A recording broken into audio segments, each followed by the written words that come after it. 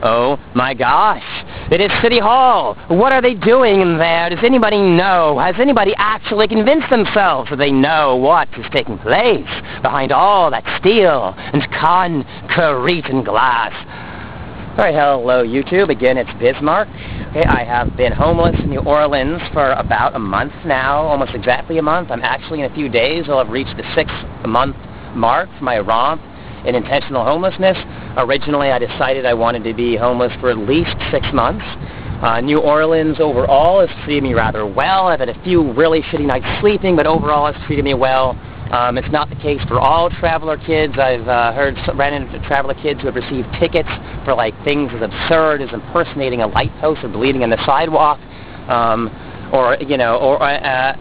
the charges like that get dropped as soon as you go to court, but you still have to go through the inconvenience of going to court.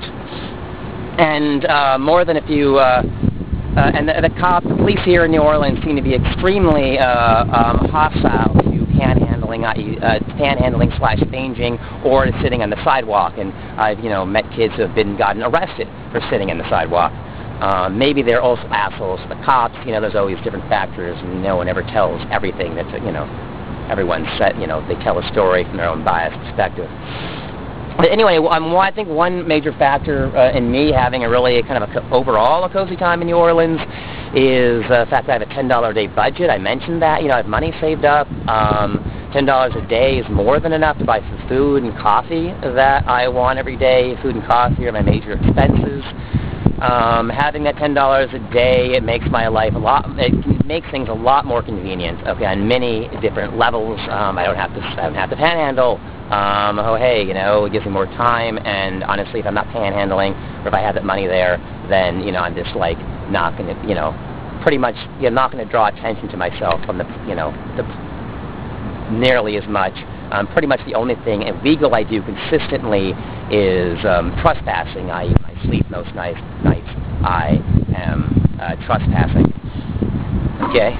And if you're wondering how well I've kept to that personal vow of spending only $10 a day, I've actually kept to it. I think overall the only exception I made was to buy some replacement pepper spray.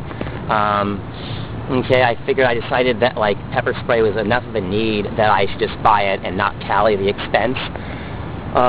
Though in the sake of honesty, my whole $10 a day vow is a human thing. It's not a formal methodological system. There's gray areas.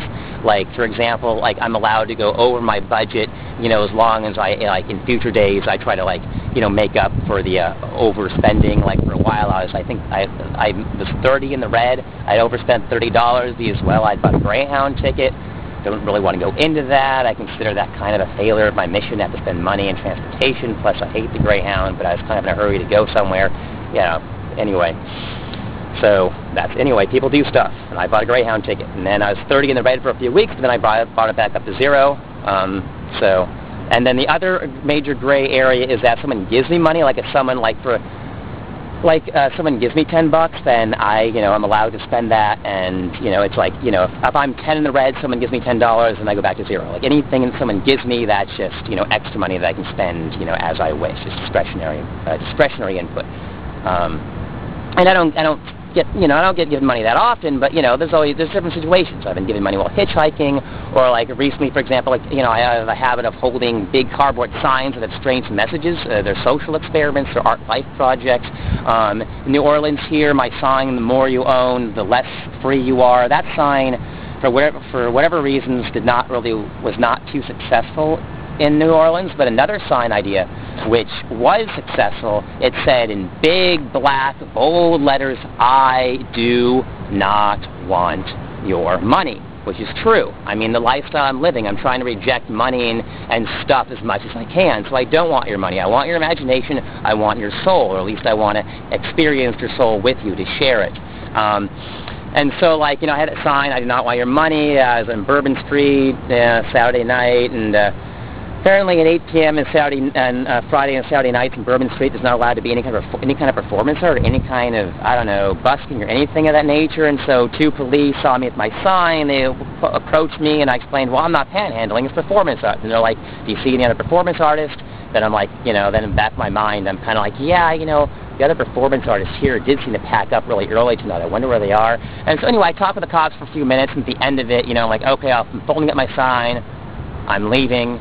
All right, I know there's some municipal code here. And apparently some few drunk revelers saw me talking with the police for about 3 or 4 minutes, and then at the end of it, they gave me right after I folded up my sign, meaning as soon as I fold up my sign that says, I do not want your money, then I'm allowed to take money. As long as the sign's not open, then my integrity allows me to take money. And then some kids, I guess, those young revelers thought it was so entertaining how my conversation with the cops, they gave me $10. It's like, oh, cool. So it's like, I got paid $10 for talking with police. Life art. It was awesome. And then that $10 was bonus money. So even though there are, gray logic here and there, I have kept the budget. Okay, at $10 a day. It's more than enough to buy the food I want. Well, not quite. Actually, honestly, I like to eat organic and local if I can. I need to be buying more local. So it's not quite enough to buy the food I want. Anyway, and like the pepper spray is like, okay, this goes to another thing. Okay, we all have ideas. Guess what? I have ideas. Okay, I said I bought some replacement pepper spray. Well, what happened to my first bottle, container of pepper spray? Well, guess what? It was confiscated by a Greyhound security guard. Oh yeah, if you ever want a company that does not prioritize customer service, ride the Greyhound. The security guard confiscated my pepper spray. Why? Pretty much to meet a quota or to mindlessly, senselessly enforce an arbitrary rule. I don't know. Maybe it was both reasons. He did not search my backpack, so I, or anyone whose backpack was not searched, could have brought a loaded firearm onto the bus easily. So obviously they don't care much about security. Otherwise they would X-ray or search bags. He just confiscated my fucking pepper spray. And like that leads to my idea. It's not that brilliant, but we all have ideas, and if I'm making YouTube videos, I'm sharing my, okay. Thou shalt not be a dick. I think thou shalt not be a dick combined with thou shalt treat others as oneself. I think it adds certain important, emphatic nuance to how human beings relate to each other. If every human being really took that idea, thou shalt not be a dick, and really thought about it, its implications, and really took it to heart wholly and wholeheartedly and attempted to apply it to their lives, well, guess what? The world, if everyone globally did that, we would be in a completely different planet. Pretty much everything that I find morally objectionable, okay, whether it's between individuals or in corporations or governments, all that would vanish if everyone took that to heart and took thou shalt not be a dick and took it to heart. Like Monsanto. Well, we could, patent these transgenic seeds and then rape the crops of neighbors, and once we have successfully raped and fertilized the crops of neighbors, rather than giving them compensation or apologizing, we'll sue them for patent infringement for actually having our seeds on their land. All right? Oh, no, we can't do that. If we were to do that, we'd just be huge assholes. We can't be an asshole.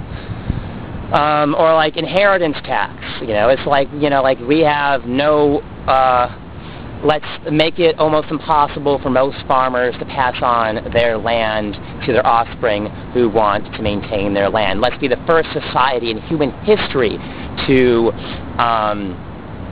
basically declare war on succession of land ownership and upon farmers and at least family farms, small-scale, honest, ecologically based farming. Okay, let's be the first human society ever to declare war on that through an inheritance tax. Oh, no, wait. We'd be the biggest fucking jerks on the planet to enforce that federally. We can't do that. Or, no, I could, arrest these young travelers for hitchhiking, but really, they're just human beings living life. There's nothing wrong with hitchhiking. That would be completely senseless and dickheaded to arrest young travelers for hitchhiking. I'm not going to do that. I can't be such a fucking asshole So like just, those are just 3 examples, all right? That like, and like I could come up with infinitely more, like, or thou should not be a dick, all right? Anyway, I mentioned a few shitty nights sleeping here in New Orleans. One night, one night I was in an abandoned medical building, awesome graffiti, but it was like, looked like a good place to sleep during a heavy rainfall. Well, guess what? The roof leaked, and the roof leaked not just a little bit, it leaked a lot. I found one sleeping spot. The water, a river, a little small stream of water encroached upon my tarp and sleeping bag. I found a new spot. It looked dry. There's wet spots everywhere. And then it looked dry. I laid my tarp down. Second spot, it fucking got encroached upon by water. It's like, and then I noticed, that's interesting. You put yourself in situations, you notice things you never would have noticed before, and I found myself that evening paying very close attention to the patterns of water expansion of these puddles upon a concrete floor. It was leaking, the roof was leaking in dozens of places, and these puddles were expanding everywhere, and then I'm like, okay, I found one corner of the building that stayed dry. I got like 3 hours of sleep. Honestly, I felt like the experience was fucking authentic, and I felt rich for it. And then another night, there were rats crawling.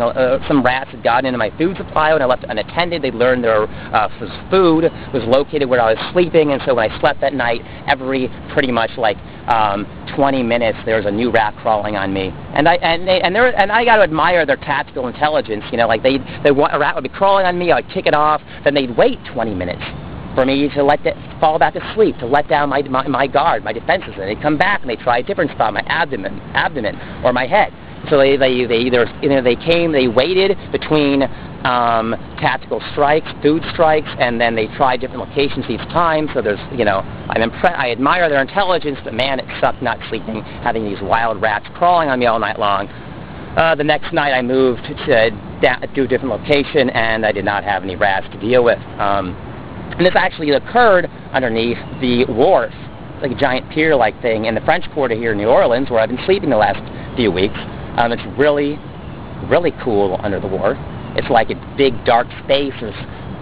It's like about a mile from end to end. There's pillars in every direction. You're on a beach, and then the waves of the Mississippi splash, splash, splash. All these waves of the Mississippi are splashing upon the shore constantly, and it's really soothing. And there are these giant boats, like this, especially at night. It's really cool because the boats are just these big, monolithic shadows, bigger than a brontosaurus. This giant boat, this giant shadow moving slowly across the Mississippi. It's a really cool place to sleep. And then, and it's dark under there. It's like I'm living in a cave, and there's other homeless people and other young travelers in there. It's like a community of weird, almost human creatures, like hobbits or something. I'm living in a cave full of these weird, hobbit-like creatures, and I crawl out of the cave every day, and I emerge from this dark place to where? In the French Quarter in New Orleans, with lots of really, rich tourist stuff going on, fine dining and overpriced tourist shops, and lots of middle-class and upper-middle-class people just carousing in New Orleans. And that contrast is really cool, and yeah, I like sleeping there. All right.